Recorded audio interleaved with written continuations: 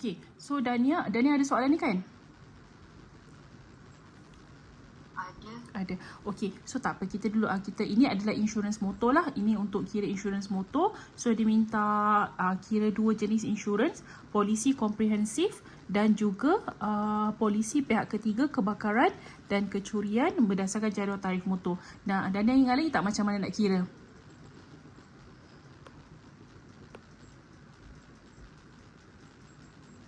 Ingat tak macam mana nak kira?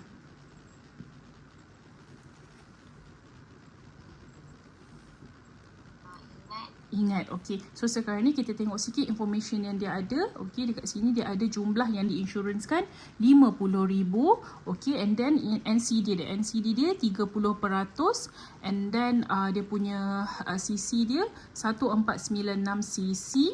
And then lokasi kereta adalah di Melaka. Okey, so sekarang kita start dulu dengan mencari sebab dia komprehensif kan. So awak akan cari komprehensif dahululah. Dania. Okey, so untuk kira komprehensif dahulu.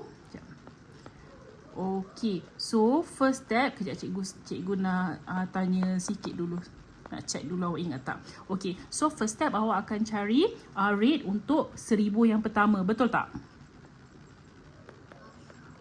RM 1000 yang pertama. Okey, so untuk 1000 yang pertama kita akan ambil daripada jadual. Okey, so jadual dia sekarang awak boleh refer. Okey, so awak tengok rate dia jatuh dekat mana? Berapa Dania?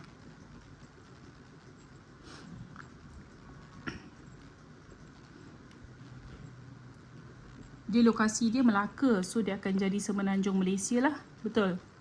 Semenanjung Malaysia. Dia punya CC 1496. So dia jatuh dekat mana Dania? RM305.50. Correct. Okay. So dia sebab dia dah lebih 1004. So dia akan jatuh dekat 1650. So dia di Semenanjung Malaysia. So this is the rate untuk 1000 yang pertama. So 3050. 3050 sen. Okay. So RM RM305.50. So baki dia berapa Dania?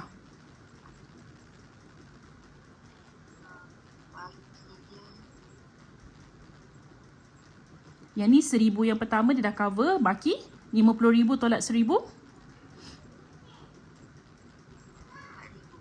50,000 tolak 1000. Yes, 49,000. Okay, so maka kena kira lah 49,000 bahagi 1000 darab berapa rate untuk Semenanjung Malaysia? RM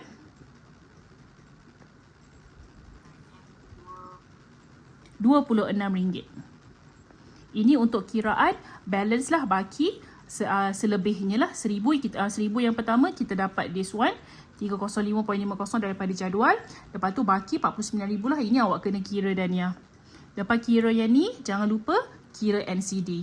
Faham? Okey, Dania, cikgu nak awak try dulu. Habiskan komprehensif, cikgu tunggu. Dah siap bagi? Okey, so sampai sini sambung Dania. Kat sini dapat berapa? RM 1274. Yes, RM 1274. Okay, next Dania. 1274 tambahkan dengan 1000 yang pertama. Very good. So premium asas lah. Sekejap. Premium asas sama dengan RM305.50 tambah 1274. Dapat berapa? 1579.50. Yep, RM 1579.50 sen. Okey, lepas tu Dania? 30% darab dengan premium asas. 30% untuk cari NCD, betul? NCD kan? Okey, so 30 per 100 darab 1579. Okey, untuk dapatkan dia punya potongan. Okey, sebab dah ada potong ada NCD boleh claim. Okey, berapa diskaun dia dapat? Sampai sini dapat berapa? Itu 85 sen. Berapa? 473.85 sen. Correct. RM 473.85 sen. Okay, very good. Okay, lepas tu macam mana kita nak kira premium kasar dia untuk komprehensif dan ya? Premium asas tolakkan dengan yang NC. Correct. Okay, premium asas tolak NCD. Okay, berapa? Bacakan nilai dia. RM105.65 sen. 1579.50 tolak 473.85. Okey, sama dengan berapa? RM1,105.65 sen. Oh, sorry. RM1,105.65. Settle. Okey, ini adalah untuk komprehensif, betul? Okey, okey, ini untuk settle lah untuk komprehensif. Okey, so next dia minta kita kira B adalah untuk okey, adalah untuk premium. Cikgu short form pihak ketiga, kebakaran dan kecurian. Okey, so kalau yang ni apa formula dia Dania? 75% daripada premium asas. Very good. Yes, correct. Okay, so untuk cari premium pihak ketiga kebakaran kecurian, so kita guna formula 75/100 darab dengan premium komprehensif. So premium komprehensif berapa? Kita ambil yang mana? Kita ambil yang total tadi lah kan? 1579. Kan? Betul lah. Kita ambil yang ni. Okay, so kita ambil yang ni. So darab 1579.50. Okey, so berapa dapat?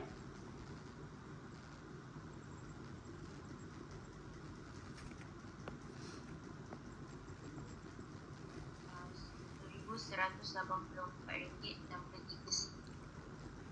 1184.63. Betul?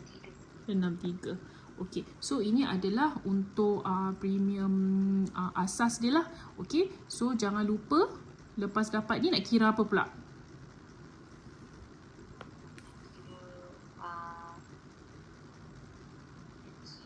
Yes, potongan NCD jangan lupa.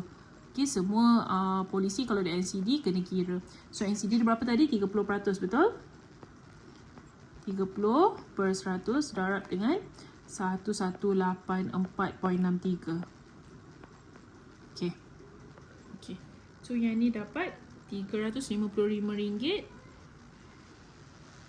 RM355.39, betul?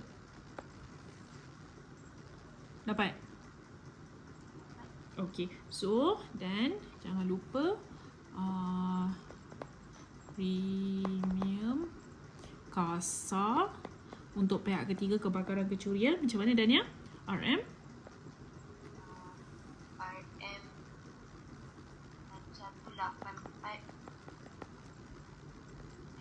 RM1,579.15.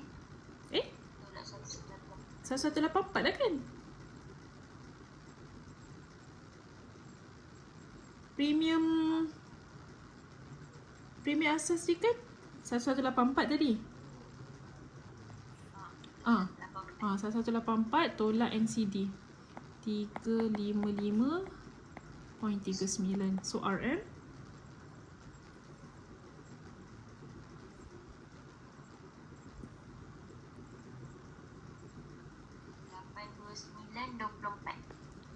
RM829.24 sen.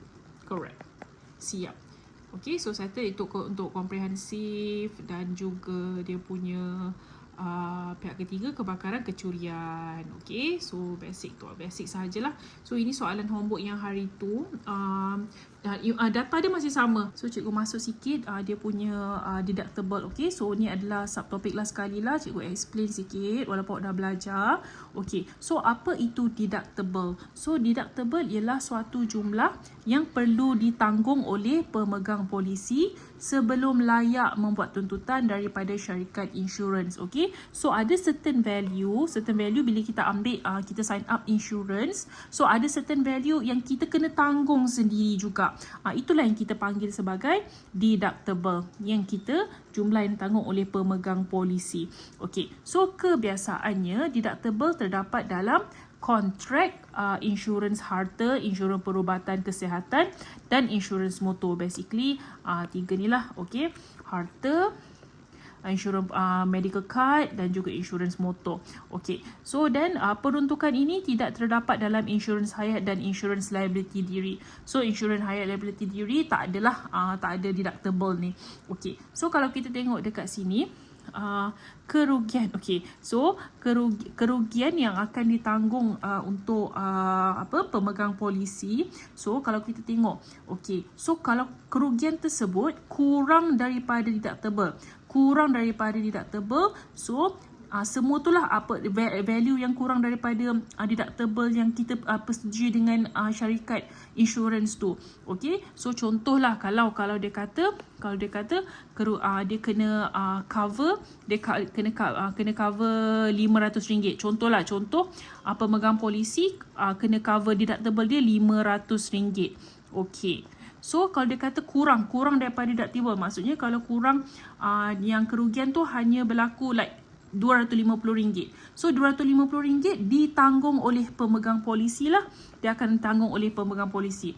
Tapi kalau lebih daripada deductible tersebut, contoh yang ni kerugian ditanggung, kerugian yang berlaku RM700. Okay, so apa dia akan jadi? So pemegang polisi akan tanggung bahagian deductible, di mana deductible tadi yang dipersetujui, pemegang polisi kena cover RM500. So maksudnya dekat sini, so pemegang polisi kena bayar RM500. So balance RM200, syarikat insurans akan tanggung selebihnya. So balance RM200 under syarikat insurans. So deductible ni, apa-apa nilai deductible mesti ditanggung oleh pemegang polisi. Sampai sini boleh jelas tak, Dania? Okey, kita tengok contoh situasi dia dekat sini. Puan Suhaila telah membeli insurans motor untuk keretanya yang mempunyai peruntukan deductible sebanyak RM300. Okey, so peruntukan ni yang deductible dia RM300, so akan ditanggung oleh Puan Suhaila lah. Okey, so sepanjang tempoh insurans tersebut, Puan Suhaila telah mengalami 3 kali kemalangan. Kerugian yang dialami adalah pada bulan Mac, Julai dan Ogos, masing-masing sebanyak RM2,800, RM250 dan RM400. Nyatakan sama ada Puan Suhaila boleh membuat tuntutan terhadap kerugian yang dialaminya atau tidak. Jika ya, nyatakan jumlah bayaran pampasan yang boleh dituntutnya bagi setiap kerugian yang dialami. Okey, so dia dah siap. Kalau macam ni, dia dah buat dalam table macam ni, lebih mudah lah kalau untuk kita beri kita punya alasan dan juga nilai yang boleh dituntut. Okey, so sekarang dia dah bahagikan kepada Mac, Julai dengan Ogos. So bulan Mac, okey, bulan Mac RM2,800 kerugian dialami oleh Puan Suhaila. So sekarang boleh buat tuntutan atau tidak yang bulan Mac ni, Dania? Sorry. Boleh. Okey. So berapa pampasan yang akan diberikan? Ya, correct. Okay, so deductible lah. Maksudnya RM2,800 kena RM300 akan ditanggung oleh Puan Suhaila. So dia hanya boleh menuntut pampasan sebanyak RM2,500 sahaja. Very good. Okay, so kita tengok Julai. Julai boleh buat tuntutan ke tidak?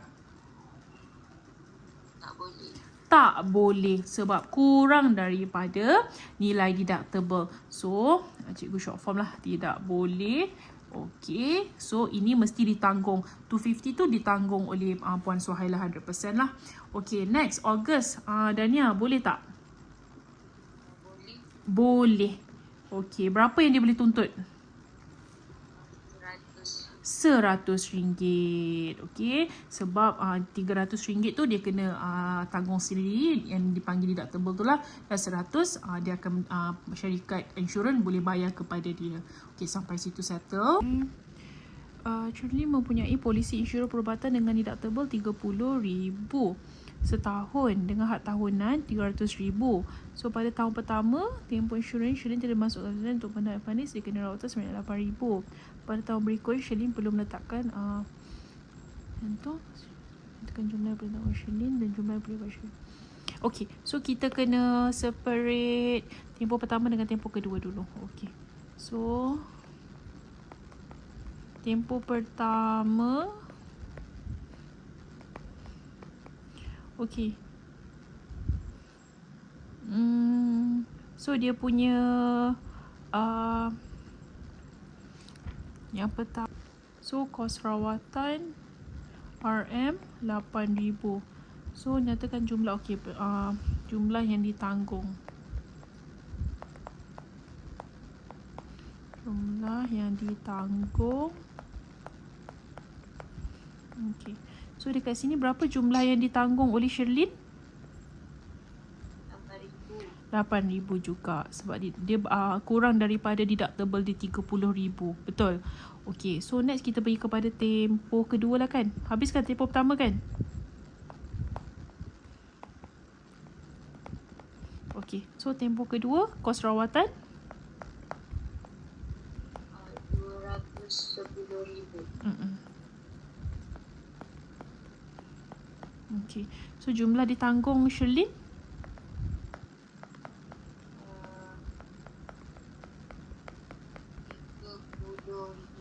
Correct.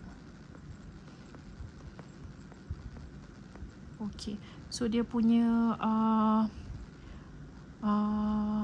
pampasan? RM210,000 tolak RM30,000.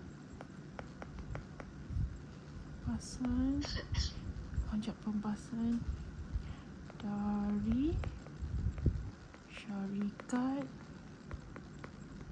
insurans. So RM 210,000 tolak RM 30,000. Okey, so berapa yang ditanggung oleh syarikat insurans?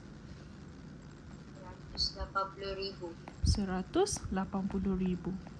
Okey, siap. Okey, so dia tanya je kan, bolehkah Aiman membuat tuntutan? Berapakah bayaran pampasan yang diterima? Okey, boleh buat tuntutan atau tidak? Boleh. Okey. Boleh. Okey, and then macam mana nak cari berapa banyak dia boleh tuntut? 1,500 tolak 250. So deductible dia kena tanggung 250. So baki berapa? 1,250. Berapa? 1,250. 1,250. Okey. Okey, next kita pergi kepada nombor 2. Okey, boleh buat tuntutan atau tidak? Tak boleh. Tidak boleh. Kenapa? Sebab kerugian dia lagi sikit daripada deductible. Okey, very good. Tidak boleh. So boleh buat macam tu je lah. Okey, settle. Baik, cikgu cerita sikit mengenai co-insurance. Okey, so lepas habis deductible ni, okey, so kita akan masuk kepada subtopik seterusnya iaitu co-insurance.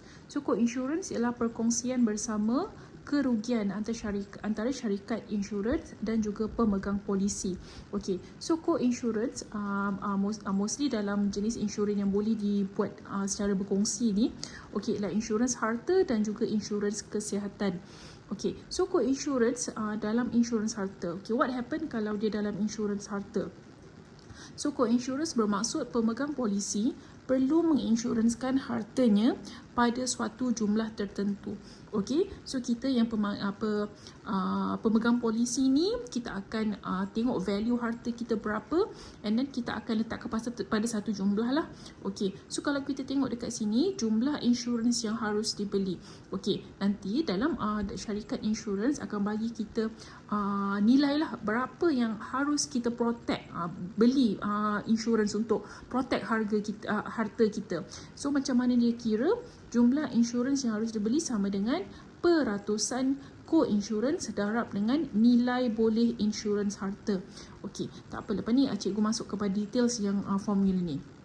Okey, so terdapat 3 situasi yang mungkin berlaku lah dalam insurans yang berlaku apa-apa risiko dalam insurans harta kita ni. Okey, so first, insurans penuh. Jika nilai yang diinsuranskan sama dengan jumlah insurans yang harus dibeli. So kalau nilai harta kita yang diinsuranskan tu sama juga dengan jumlah insurans yang kita beli sama nilai dia, so bayaran pampasan sama dengan jumlah kerugian tolak deductible dengan keadaan jumlah kerugian sama dengan atau kurang daripada jumlah insurans yang telah dibeli. So kiranya dekat sini berapa banyak bayaran pampasan yang kita akan dapat. Okey, so nanti company insurans akan tolak lah jumlah kerugian, kita akan tolak deductible dulu. Okey, di mana dalam keadaan jumlah kerugian tu mesti lebih atau sama dengan jumlah insurans yang kita dah beli. So kita dapat bayaran pampasan tu balik. Okey, dia tak boleh kiranya dalam keadaan ni dia tak boleh lebih lah. Okey, keadaan yang kita kerugian tu tak boleh lebih daripada apa yang kita beli. Tak cover lah maksudnya. Dia kena kalau jumlah insurans tu penuh, dia kena kerugian tu kurang ataupun sama dengan jumlah insurans yang kita beli. So dapatlah bayaran pampasan tu, berapa jumlah kerugian tu, so dia akan tolak dengan deductible kita. Okey, so kita tengok apa jadi dengan insurans sebahagian. Kalau insurans sebahagian, berapa banyak macam mana kita nak tahu berapa bayaran pampasan yang kita dapat? So jumlah insurans yang kita dah beli, kita akan bahagi dengan jumlah insurans yang harus dibeli. Okey, ada juga yang kita dah beli, ada juga yang harus dibeli. Biasanya yang harus dibeli ni lebih tinggi lah daripada apa yang kita beli. Okay. Contoh jumlah insurans yang harus dibeli 50,000. Okay. Tapi kita tak mampu, kita ambil 30,000 sahaja. 30K sahaja. So sampai sini kita kena kira lah. So darab dengan jumlah kerugian, so kita akan tolak deductible. So dekat sini formula yang company insurance akan guna this one lah, this formula. Macam mana nak kira kalau insurans kita sebahagian. So berapa yang kita ambil ni 30K per dengan sepatutnya 50K, tapi kita ambil 30K. So perkan dulu, so darab dengan jumlah kerugian tolak deductible. Ini untuk formula yang next lah, insurans yang sebahagian. Okey, kita tengok seterusnya. Harta yang diinsuranskan hancur sepenuhnya. Okey, so kalau harta yang diinsuranskan hancur sepenuhnya, bayaran pampasan ni jumlah insurans yang telah dibeli. Berapa yang kita beli, kita akan tolak saja deductible. Ini adalah antara situasi-situasi yang boleh berlaku dalam co-insurance kita dan cara untuk kita kira. Okey, so seterusnya kalau kita tengok dekat sini, contoh dekat sini, cikgu rasa Aiman boleh tengok. Okey, so now kita tengok contoh 6. Encik Ismail ingin membeli insurans kebakaran untuk rumahnya. Nilai yang boleh insurans rumah itu ialah 350,000. So polisi insurans kebakaran yang ingin dibelinya itu mempunyai peruntukan co-insurance untuk menginsuranskan 80% daripada nilai boleh insurans hartanya dan deductible sebanyak 2,000. Okey, so dekat sini nilai yang boleh diinsurankan untuk rumah dia 350,000, tapi co-insurance dekat sini 80% daripada nilai rumah tu dan deductible 2,000. So dekat sini ni important info lah dekat sini. So hitung jumlah insurans yang harus dibeli oleh Encik Ismail bagi rumahnya itu. So kita kena kira lah, kita ambil 80% jumlah insurans yang harus dibeli. So 80% daripada 350,000. So ini adalah yang boleh dibeli oleh Encik Ismail. Okey, 80% tadi daripada harga yang boleh diinsuranskan untuk rumah dia. Okey, so next. Okey, now dia kata rumah Encik Ismail telah mengalami kebakaran dan jumlah kerugiannya adalah sebanyak 25,000. Hitung bayaran pampasan yang akan diterima Encik Ismail jika dia menginsurансkan rumahnya pada jumlah insurans yang harus dibelinya. Okey, so situasi yang pertama adalah memang dia beli 280,000 tu lah. Dia beli nilai tu.